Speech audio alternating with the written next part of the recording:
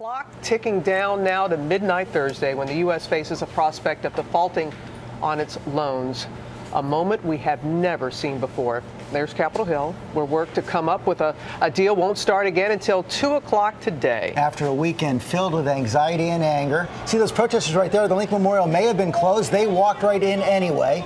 Some states are acting on their own to open national parks. You see the Statue of Liberty right there. It reopened on Sunday, and we're going to have reports from Washington and Wall Street. ABC's John Carl starts us off from the White House right now. Good morning, John.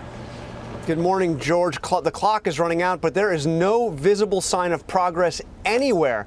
Democratic and Republican Senate leaders took the lead over the weekend, but, George, they only had 2 short conversations and didn't seem to accomplish anything.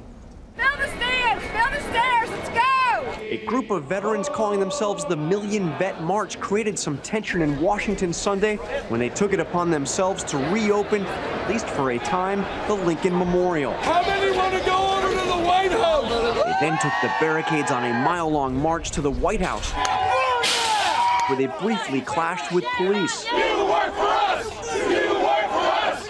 It was quieter inside the Capitol, where a rare Sunday session of the Senate began with an admonishment from the Senate chaplain, who in the opening prayer urged God to help the senators in turning the stubbornness of impossibilities into the blessings of creative possibilities. But the Senate adjourned without ending the impasse. The Senate stands adjourned. Democratic and Republican leaders are still fighting over the basics, how long a potential deal should be, and at what level the government should be funded. The differences have narrowed, though. Republicans have dropped all their big demands, including any major changes to Obamacare. We're in a free fall as Republicans, but Democrats are not far behind.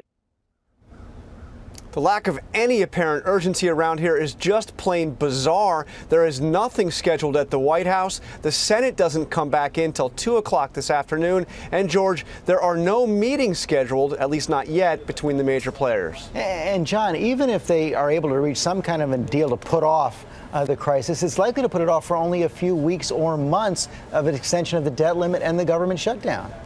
That's right. They had initially been working on getting something that would take us into next year, at least, until the end of January. But now it looks like if they are going to get to a deal, the more likely scenario is something that is only a matter of weeks.